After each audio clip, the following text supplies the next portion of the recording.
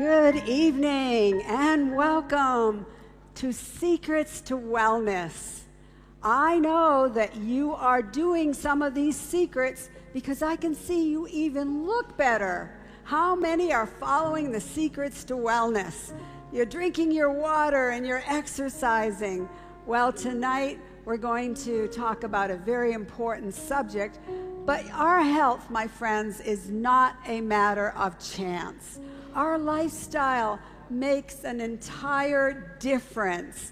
And an author, educator, and nutritionist, Barbara O'Neill, said this: genetics loads the gun, but it's lifestyle that pulls the trigger. And so lifestyle is very important. In fact, Luigi Fontana, physician and co-director of the Longevity Research Program at Washington University in the United States in St. Louis, said this: only approximately 25% of your risk of death is due to genetics. So how much is left? 75%. And he says, diet is likely the most important factor, even more so than exercise. And exercise, as you know, is very important, but diet. And so tonight we're going to talk about nutrition. Nutrition is one of my favorite subjects. And good nutrition, my friends, is essential for good health. We must have good nutrition. And so I'm going to give you some principles of good nutrition. We're going to just break it down into 3 simple principles of good nutrition. First, choose the right kinds of food. And here we have the right kinds of foods: fruits, nuts, grains, and vegetables. And then choose the time to eat and choose the amount to eat. And so let's look at principle number 1. For good nutrition, choose the right kinds of foods. What are the right kinds? Well, God tells us in Genesis 1:29, it says, and God said, who said? God said, see, I have given you every plant yielding seed that is on the face of the earth, and every tree with the seed, and it shall be for you for food. So God says, I have given you fruits, nuts, grains, and vegetables. And you see all of these beautiful foods that you can get right here in Kenya. Wow, all these fruits and nuts and grains and vegetables. That's the Eden diet, a plant-based vegetarian diet. And my friends, you can certainly get it right here. And a plant-based diet was the diet chosen for us by the Creator. And we can't really improve upon this diet because we need all of these fresh things. And the very best is to eat as much as possible in as natural a state as possible. And look, we have the greens, the spinach and the kale and the lettuce and the cabbage and the Chinese cabbage and all these fruits, the grapes and the apples. And did you know that saying is true? An apple a day, my friends, will keep the doctor away. And so medical researchers have now discovered that some foods are protective foods against the killer diseases of the 21st century. What are those protective foods? They are plant-based foods: the fruits, the nuts, the grains, and the vegetables. And population groups who eat a wide variety of these protective foods actually have a reduced rate of cancer and heart disease. Now, Dr. Chitters talked about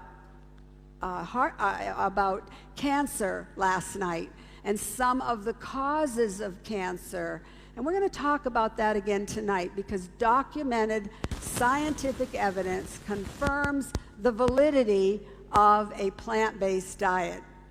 But let's look at cancer in Kenya, right here in Africa. And it is said to be the 3rd leading cause of death in Kenya after the infectious diseases and cardiovascular disease. And cancer is expected to grow in the sub-Saharan region by 85% by the year 2030. And the annual incidence of cancer right here in Kenya is about 28,000 new cases, with an annual mortality or death of 22,000 cases. So look at that. That's 78.5%. Almost 80% of the victims don't survive from cancer. And I know this is the case all over the world. And those of you who are watching by Hope Channel or YouTube or some other medium, I can tell you that cancer is growing. So we want to look at how to prevent cancer, because Kenya is facing a growing high demand for cancer treatments. So why not catch it before it comes? And you know, Dr. Colin Campbell, who wrote the China study that Dr. Chitty talked about last night, actually has given us scientific evidence of this whole food, whole grain, whole plant-based diet. And let's take a look at that and relate it to cancer, because we want to know how we can reduce the risk or even avoid cancer before it comes. And Dr. Campbell has two theories that I want to make very simple for you. Theory number one, he calls, and I'm kind of summarizing in his book, he calls it the local theory. And this is a treatment method of cancer that is surgery or radiation or chemotherapy. Now, he's very balanced, and he says, if you need surgery and you need to cut it out, cut it out. And you may even need radiation or chemotherapy. But why don't we get to the bottom of the line and say, what is the cause of the cancer in the first place? And so he has a second theory. And that theory is called the constitutional theory. And that's nutrition's association with cancer. Wow. You mean nutrition has something to do with cancer? Either what we are eating or what we are not eating. And then even the possibility for cancer treatment.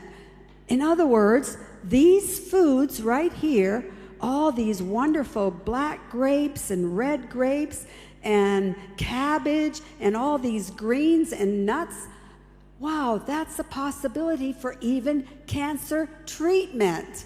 And so cancer, but it seems that cancer professionals continue, my friends, to ignore the nutritional effect. This is what Dr. Campbell is saying, relying heavily on surgery, radiation, and chemotherapy.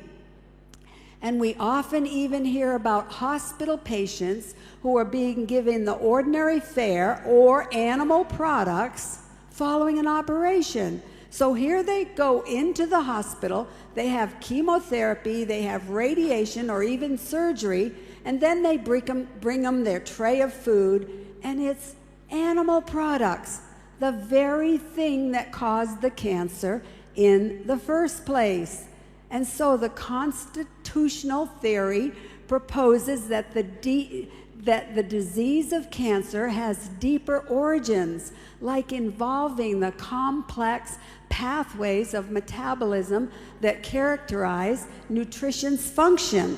And so they're saying, why not give these wonderful foods, why not give them that for their diet? And in our experimental animal research, Dr. Campbell found this. We found that increasing the carcinogen dose caused a linear increase in the formation of the mutations.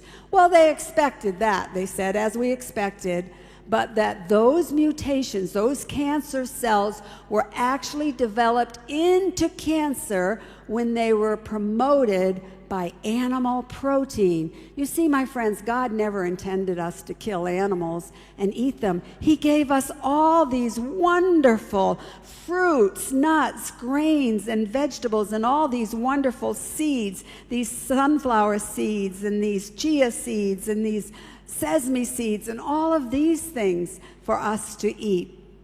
And in the China study that, again, Dr. Chitty talked about, we repeatedly established the ability of higher consumption of milk-based protein, casein, to dramatically, my friends, increase a growth hormone associated with increased cancer development. So when people were drinking cow's milk that were designed for the calves, not human beings, then they developed the cancer. And so they found in their laboratory studies that actually as they ate the animal food, that they had a larger percent of liver cancer death, mortality. And so over 200 studies, my friends, in the last 25 years has shown that eating plant-based foods, you can actually reduce the cancer by 50%, at least by 50%. And so the evidence is clear. That's what Dr. Campbell says. Chronic disease increases with even a small intake of animal-based proteins. Eating more animal-based proteins also is associated with eating fewer of these wonderful foods that we have that are all plant-based. Because if you're eating more animal foods, you can only eat so much, then you're eating less of these. So we need to eat more, and we need to discover why people are dying from this cancer, this horrible disease. Well, Ellen White wrote back in 1868, she wrote, many die of diseases wholly due to meat eating when the real cause is scarcely suspected by themselves or others. They're dying from eating animal products and they don't even know it, because God intended us to eat the fruits, the nuts, the grains, and the vegetables. And then she says, the light given me is that it won't be very long before we shall have to give up using any animal food. Even milk will have to be discarded. You know why? Because disease is increasing rapidly. And so I want to share with you how science is confirming this. And Loma Linda University School of Public Health, our Seventh-day Adventist school, did an extensive study, and the new study associates intake of dairy milk with a greater risk of breast cancer.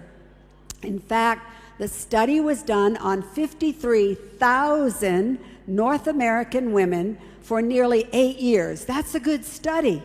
53,000 people, and it took 8 years.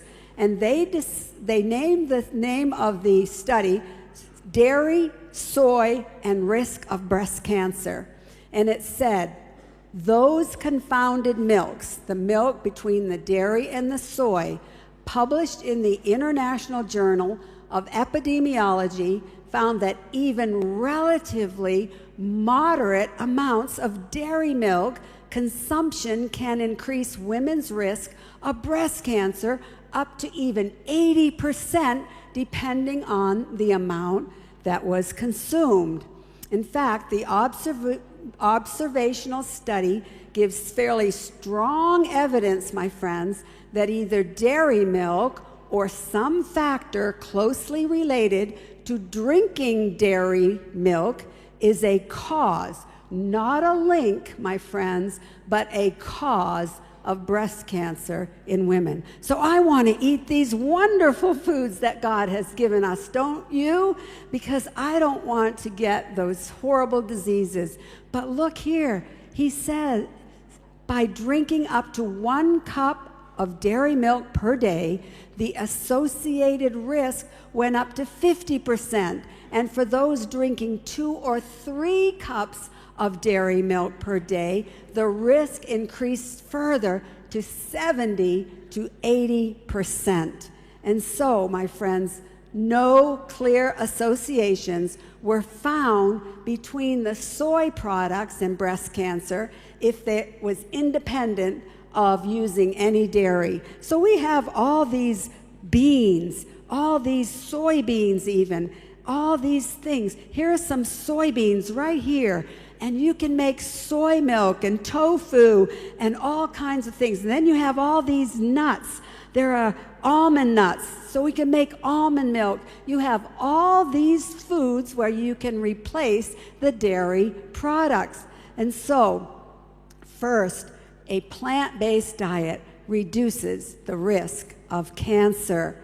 In fact, but numerous studies also from Harvard University Medical School says that there appeared to be a strong link of eating fruits and vegetables, all of these things, with a protection against cancer. I want to protect, and I want my friends all to protect themselves against these killer diseases. And by eating these foods, you can do just that. Now, there's another advantage of a total vegetarian diet, and that is you can actually reduce the risk and even reverse heart disease. Science has shown us that you can reverse. In fact, the only way to reverse heart disease is on a plant-based diet, and that has been demonstrated by Dr. Esselstyn at Cleveland Clinic.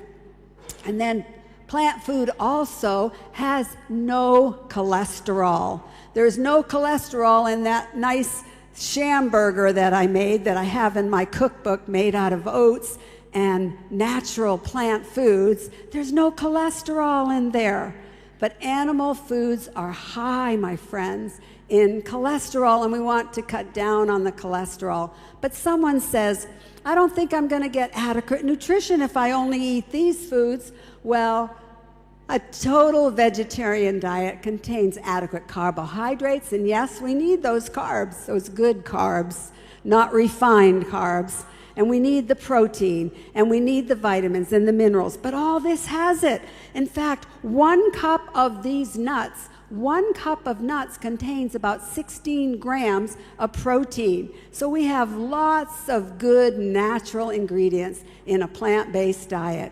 And they're packed with nutrients, proteins, vitamins, phytochemicals, and antioxidants. In fact, a vegetarian diet is rich in phytochemicals and antioxidants. Well, what are phytochemicals, you ask? Well, they are protective plant food chemicals that are only found in plant foods. All these phytochemicals. And what about antioxidants?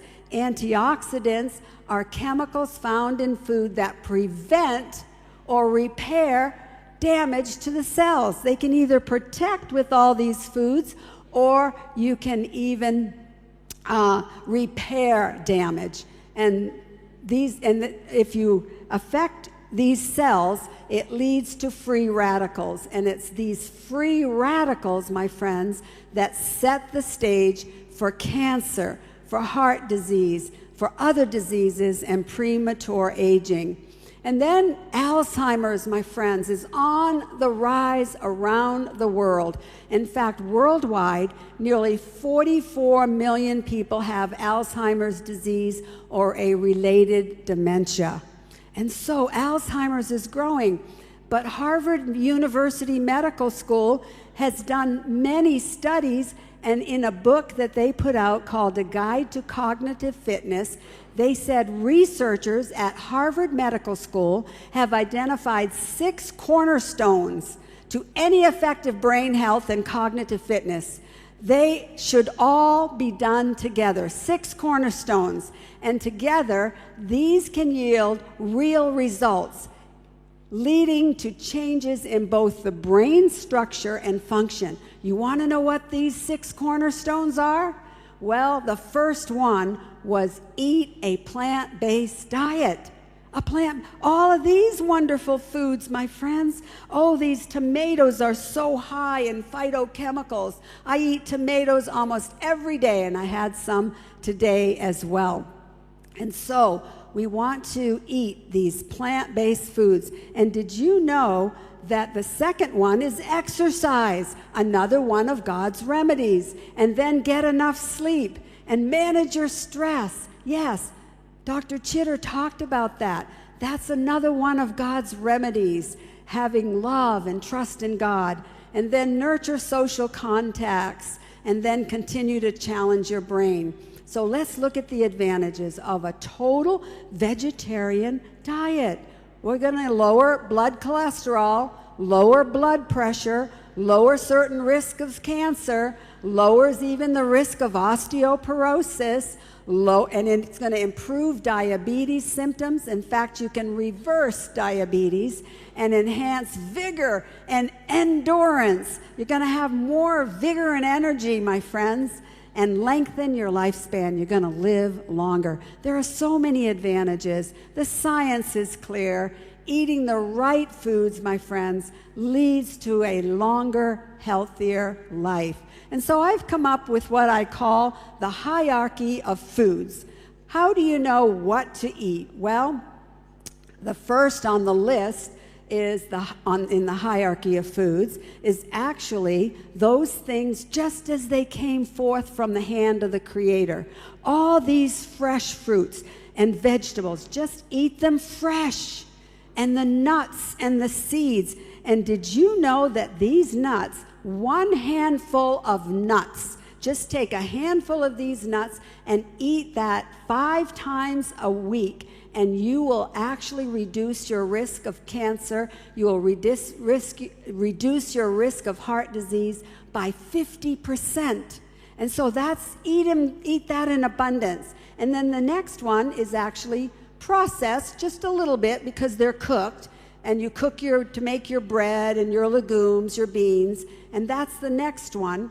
Eat those plentifully. And then you have nutritious processed foods like my homemade applesauce. We took fresh apples from the trees, and then my husband and I do about 150 quarts of homemade applesauce. No sugar in it, just the fresh apples, and we use that as one of our staples in our home. It's processed enough to ensure the seal so we can have it all winter, but that's the next one. Eat it plentifully. But then there's the dairy and the eggs. We should actually limit those until we can avoid them. And then the lean meats that we talked about the other night, the animal products, but they're clean foods, but we should limit them until we can avoid them. And then the unhealthy processed foods like the sugar-laden foods and all the ultra-processed foods and the soft drinks. We should actually get rid of those as soon as possible because that's destroying our health. And then there's the bacon and the cold cuts and all the processed meats and the unclean food. We should avoid that completely.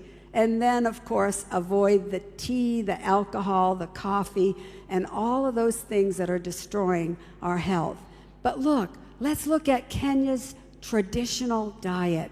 The traditional foods that are part of Kenya's heritage and culture for many years include the amaranth, that's a grain. The spinach, here we have the spinach right here. The arrowroot, I had arrowroot soup yesterday. It was delicious. And cowpeas and pumpkin and corn. Here you have the corn, and you have the traditional kale. Over here is the kale. And then you have the water spinach and the beans and the rice. Also included are the roots and the tubers produced in Kenya, which include the Irish potatoes and the sweet potatoes and the cassava, the yams, and the cocoa yams. All of these foods, my friends, are the foods right here that you have in Kenya, are the ones that God designed for our health. And so increase your consumption of all of these wonderful foods, fruits, vegetables, nuts, and whole grains. So we better go on to the second principle. We know that these are the best foods. There's no question about it. Science is proving that. The next principle is eat at the right times. Well, what are the right times? Establish regular eating habits and have 2 or 3 meals at the most with nothing between. And science is showing also that that's how you can stay healthy. Scientific evidence has proven even that breakfast, the meal that breaks the fast of the night, breakfast, is the most important meal of the day. I jumpstart my husband's day every day with a good breakfast. We eat a healthy breakfast of fruits, nuts, whole grain cereals, and whole grain breads.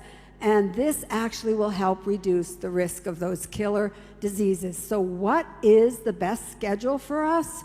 Well, we should have 5 hours in between our meals. So if you eat breakfast at 7 o'clock, then you would eat again at 12 o'clock or 6 o'clock. Or if you eat breakfast at 8 o'clock, you'd eat again at 1 o'clock or 1:30, 2 o'clock. And then supper, the lightest meal of the day, or even skip that meal. And 5 hours at least should elapse between our meal. And always bear in mind, Ellen White says, that if you'd give it a try, 2 meals would actually even be better than 3. So what are the advantages of eating a light supper or even intermittent fasting?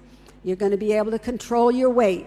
You're going to have an appetite for breakfast. Your food is going to digest more quickly. Sleep is even going to be better and deeper and more sound. And actually, you're going to have longevity because that's going to be increased. And so, intermittent fasting, my friends, is one of God's health principles for longevity. And again, science shows us that fasting for as little as 16 hours can help us against counteracting some of these diseases.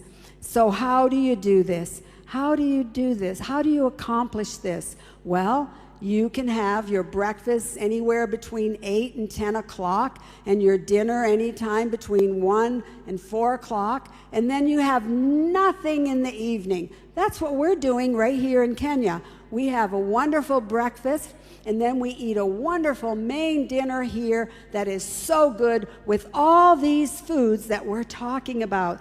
The butternut squash and the pumpkin and the peas and all of these wonderful foods right here. And then the last principle is eat the right amount. Well, how do you know what the right amount is? I don't know what the right amount for you is, but I know what the principle is.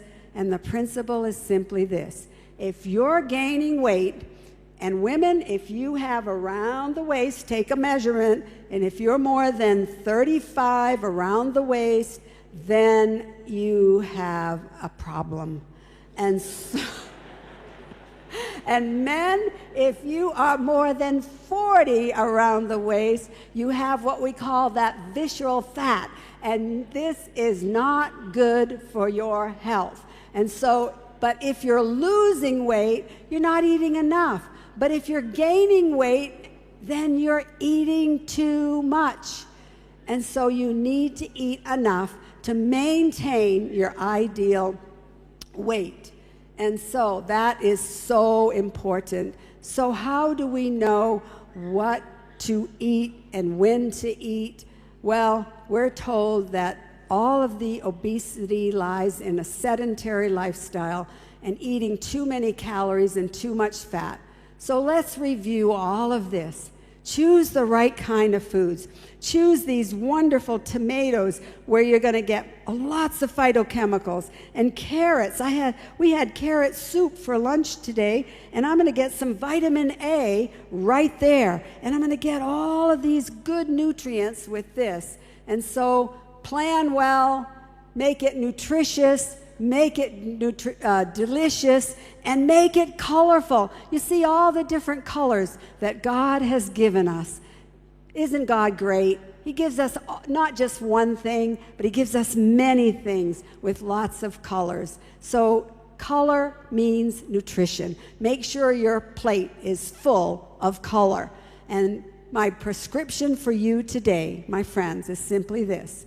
Eat a wide variety of these fruits, nuts, grains, and vegetables that we have not only here in Kenya, but around the world. I have seen them around the world. And so, my teeny tips are, adopt a plant-based diet, follow the hierarchy of foods, eat from healthy categories every day, from something here and allow 5 hours between your meals. Eat a substantial breakfast. Eat dinner in the middle of the afternoon and nothing until breakfast, and you will feel better, look better, and be happier. So in 3 John 2, it says, "Beloved, I wish above all things that you may prosper and be in health, even as your soul prospers." So may God bless you as you follow God's way, because God's way, my friends, is always the best way.